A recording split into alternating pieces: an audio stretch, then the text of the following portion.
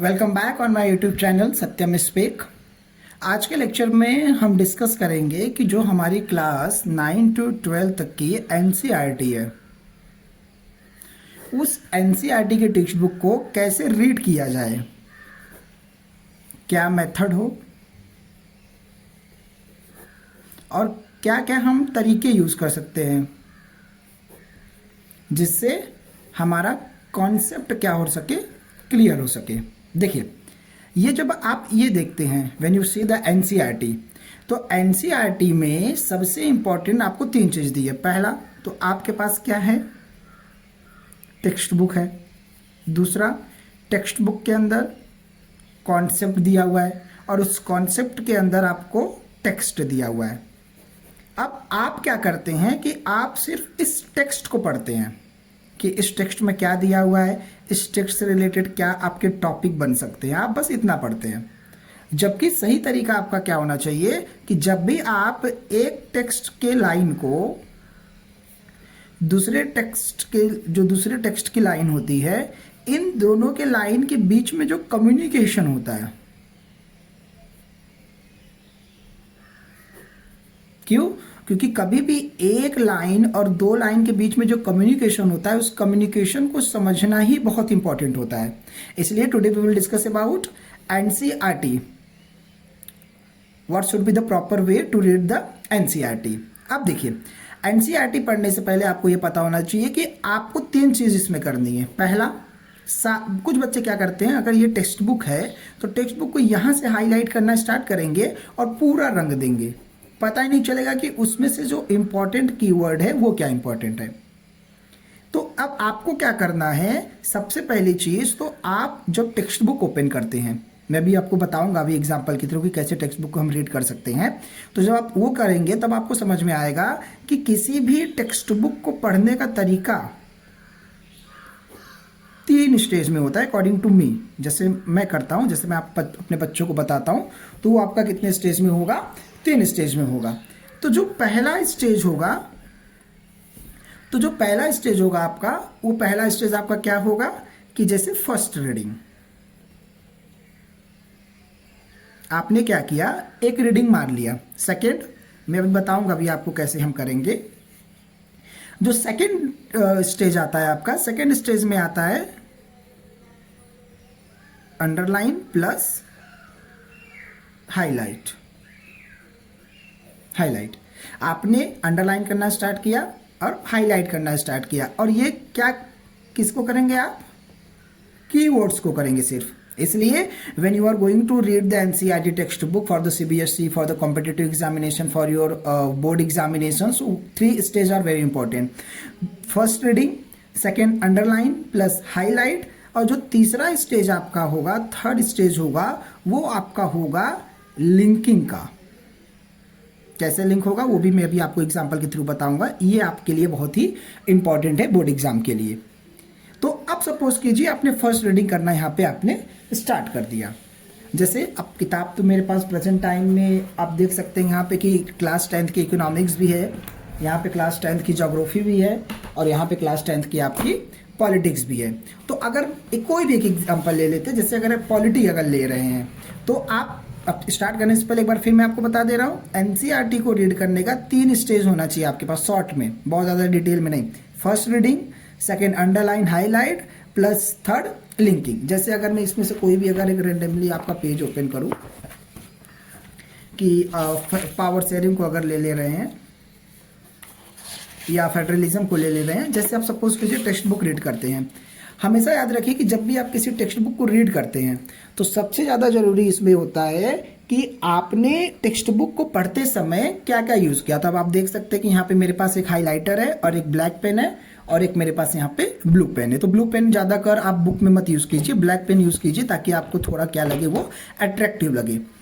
अब NCERT suppose कीजिए कि आप सेकंड चैप्टर फेडरलिज्म पढ़ रहे हैं, तो मैंने क्या बोला, आपको पहली रीडिंग पढ़नी है।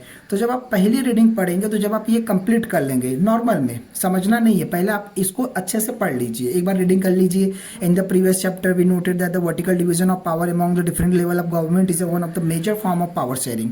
जब आपने यहाँ से लेकर और यहाँ तक आपने एक रीडिंग मार ली बहुत अच्छे से, अब सेकेंड स्टेज क्या आता है, सेकेंड स्टेज में मैंने आपको क्या बताया हुआ है, अंडरलाइन प्लस हाईलाइट सब नहीं करना है, जो कीवर्ड है आपको वही आपको करना है। जैसे अब देखिए मैं क्या करता हूं इसमें, in the previous chapter we noted that the vertical division of power sharing, different level of organ government is one of the major form of the power sharing। मतलब क्या हो गया, अब आपको यहाँ पे सिर्फ ये अंडरलाइन करना है, major forms of power sharing. अब ऐसा क्यों करना है major forms of power sharing, क्योंकि इस वाले लाइन में या इस वाले अगर आप में इसे हाईलाइट करूं तो major forms of power sharing में आप आएंगे तो आपका ये कीवर्ड हो गया। क्यों, क्योंकि in the first chapter already you learn about the forms of power sharing, vertical है, हॉरिजॉन्टल है, कम्युनिटी है या कोई और चैप्टर है। आगे देखते हैं, in the modern democracy, in this chapter we focus on forms of power sharing, in the most commonly referred as the federalism। अब नया वर्ड आपको देखने को मिला, तो जब भी आपको कोई नया वर्ड मिले उसको आप बॉक्स में ले लीजिए, फेडरलिज्म। अब चैप्टर तो आपका फेडरलिज्म से रिलेटेड है, तो सीधी सी बात है कि आप उस चैप्टर से रिलेटेड इसके बारे में पढ़ेंगे। We begin by the describing the federalism in general term, the rest of the chapter tries to understand the theory and practice of federalism in India. Very important. अब देखिए, अब फेडरलिज्म की जो थियरी है और उस थियरी को कैसे प्रैक्टिस में लाया जा रहा है उससे इंडिया में हम रिलेट करके पढ़ेंगे। जैसे कि अब यहाँ पे मैंने इसे हाईलाइट कर दिया कि अब तक जो मेरा थियरी था उस थियरी को हम प्रैक्टिस में लाएंगे कि फेडरलिज्म में जैसे अगर आप 7th शेड्यूल देख रहे हैं, आर्टिकल 149 देख रहे हैं, या लाइक एग्जांपल सेंट्रल गवर्नमेंट की जब पावर इंक्रीज होती है उसको देख रहे हैं, तो क्या स्टेट और सेंट्रल की जो रिलेशन है अकॉर्डिंग टू जो कॉन्स्टिट्यूशन है उस कॉन्स्टिट्यूशन के अकॉर्डिंग नॉर्मली काम हो रहा है कि नहीं हो रहा है, उसे हमें समझना है। A discussion of the federal constitutional provenance is followed by the analysis of the policies and the politics that strengthen the federalism in practices. Toward the end the chapter के खत्म होते हम फिर turn to the local government, a new and the third tier of federalism।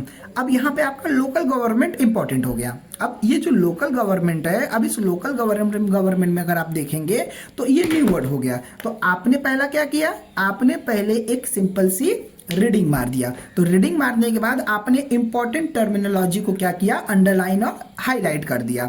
जैसे अब अगर आप यहाँ पे देखेंगे कि अब आगे अगर एक पेज देख लेते हैं तो एक पेज और हम देख लेते हैं।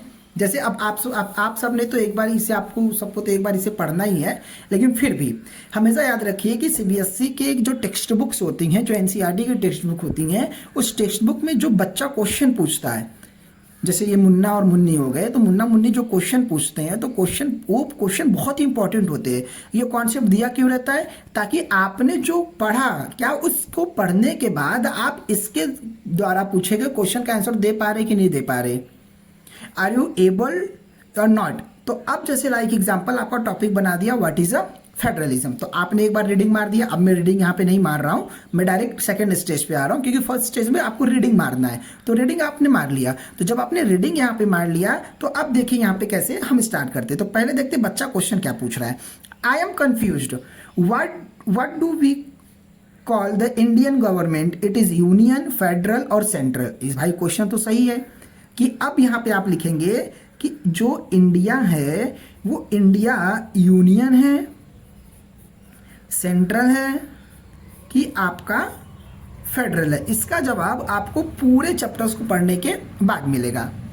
अब यहाँ पे देखेंगे तो अब जब आप स्टार्ट करेंगे तो आप जो मेन लाइन है, इसमें जो मेन लाइन है वो मैं आपको यहाँ पे बता रहा हूँ। जैसे अब ये जो फर्स्ट पैराग्राफ है, फर्स्ट पैराग्राफ में लिख के दिया हुआ है कि बेल्जियम एंड श्रीलंका के बारे में आपने लास्ट चैप्टर में पढ़ चुका है, जो आपको रिकॉल करना है कि कैसे कॉन्स्टिट्यूशन बेल्जियम में चेंज हुआ और जहां वहां पर reduce the power of central government and give this power to the regional government. मतलब ये जो है आपका फर्स्ट पैराग्राफ। अब आपको क्या करना है, लिंकिंग वाले कॉन्सेप्ट पे आ जाना है।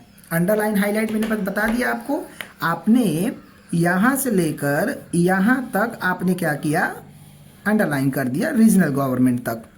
अब इतना आपने तो पढ़ चुका है, एक रीडिंग मार लिया, हाईलाइट कर लिया, अंडरलाइन कर लिया। अब तीसरा जो स्टेज आता है आपका लिंकिंग वाला जो स्टेज आता है, तो इस लिंकिंग वाले स्टेज में हम क्या करते हैं बेटा, हम हिस्ट्री, ज्योग्राफी, पॉलिटी और इकोनॉमिक्स, इन तीनों चारों को हम आपस में क्या करते हैं, इंटरलिंक करते हैं। क्या करते हैं बेटा, इंटरलिंक करते हैं। और ऐसी बात है कि सिर्फ सब्जेक्ट्स में ही होंगे, आप ज्योग्राफी को ज्योग्राफी के चैप्टर से भी इंटरलिंक कर सकते हैं, आप पॉलिटी चैप्टर से भी इंटरलिंक कर सकते हैं। कैसे इंटरलिंक कर सकते हैं अभी मैं आपको बता रहा हूं, देखते रहिए। अब आपने जब यहाँ पे देख लिया कि ये फर्स्ट पैराग्राफ आपका पावर शेयरिंग से रिलेटेड है, तो यहाँ पे आप एरो निकाल के लिख लीजिए लिंक चैप्टर नंबर 1, बात खत्म। मतलब अब इसको जो आप पढ़ेंगे ये आप कब पढ़ेंगे, चैप्टर नंबर 1 में पढ़ेंगे। इसके बाद जब आप आगे रीडिंग मारेंगे तो आगे रीडिंग में आपको बेल्जियम श्रीलंका के बारे में दिया हुआ है। अब आ जाइए फेडरलिज्म की डेफिनेशन पे। अब पूरा चैप्टर तो आपको डिस्कस करेंगे, अलग से यूट्यूब पे उसका वीडियो अपलोड हो जाएगा आपका।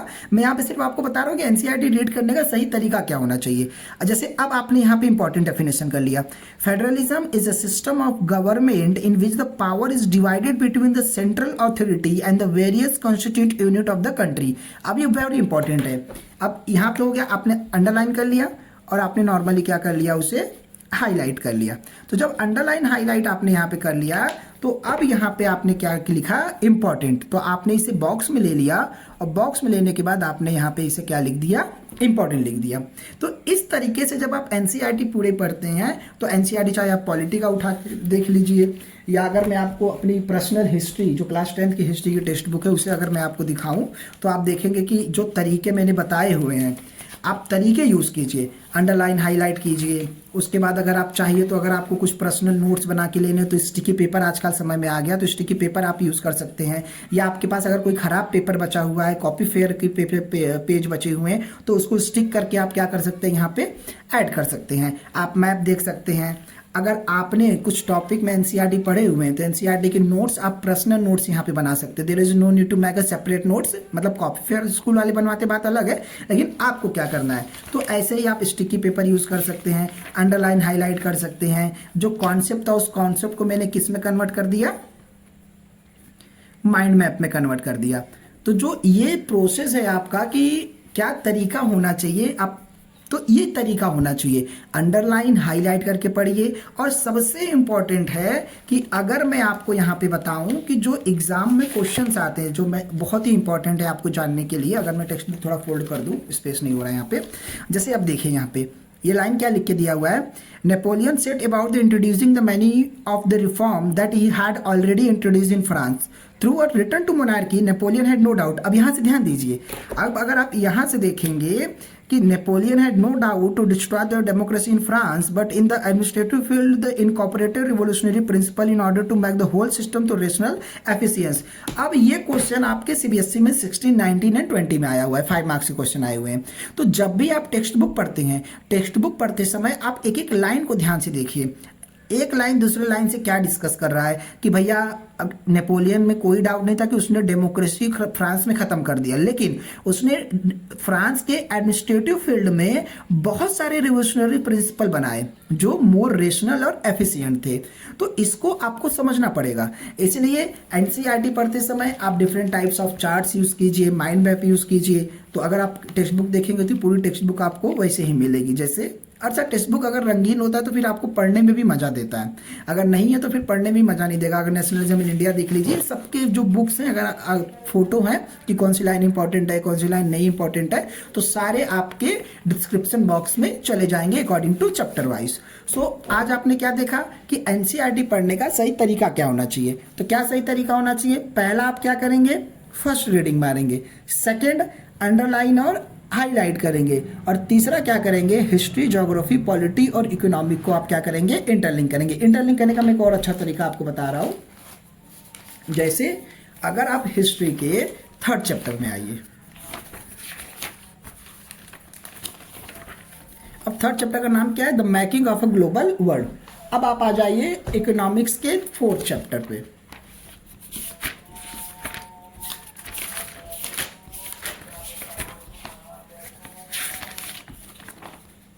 वेट, इकोनॉमिक्स के 4th चैप्टर पे आप आ जाएंगे,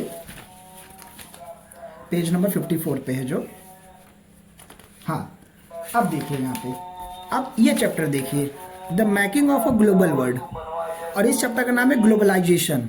तो आपने क्या किया कि अब जब इकोनॉमिक्स की ग्लोबलाइजेशन को आप पढ़ रहे हैं तो इकोनॉमिक्स की ग्लोबलाइजेशन को समझने से पहले आपको हिस्ट्री का ग्लोबल वर्ल्ड समझना पड़ेगा कि how we became the globalization. हम ग्लोबलाइजेशन कैसे आए, तो हमने क्या किया, हमने हिस्ट्री के ग्लोबल वर्ल्ड को इकोनॉमिक्स के ग्लोबलाइजेशन से क्या कर दिया बेटा, इंटरलिंक कर दिया। ये एक एग्जाम्पल हो गया इंटरलिंक का। दूसरा एग्जाम्पल देखिए आप यहाँ पे, आप इसी में अगर आप देखेंगे, अगर आप जस्ट वेट, मैं आपको दिखा दे रहा हूं। अब देखिए यहाँ पे, अब ये जो पैराग्राफ है, ये पैराग्राफ आपका लिंक हो रहा है राइस पावर, यूएस की राइस पावर होती है, link with the great depression से लिंक करना है। अब इस टॉपिक को मैंने क्या किया हुआ है, सेकेंड चैप्टर के, यहाँ देखिए, यहाँ मैंने वहां पे लिंक कर दिया है, link the page number 70 to 73 the impact of great depression on India, यहां से लिंक कर देंगे। तो एनसीईआरटी पढ़ने के लिए सबसे ज्यादा जरूरी होता है आपका फर्स्ट रीडिंग आप मारेंगे, सेकेंड अंडरलाइट और हाईलाइट करेंगे, और तीसरा क्या करेंगे, इंटरलिंक करेंगे। देखिए यार, सीधी सी बात है, अगर आप सब्जेक्ट को इंटरेस्ट नहीं बना रहे हैं तो सीधी सी बात है वो गोल हो जाएगा।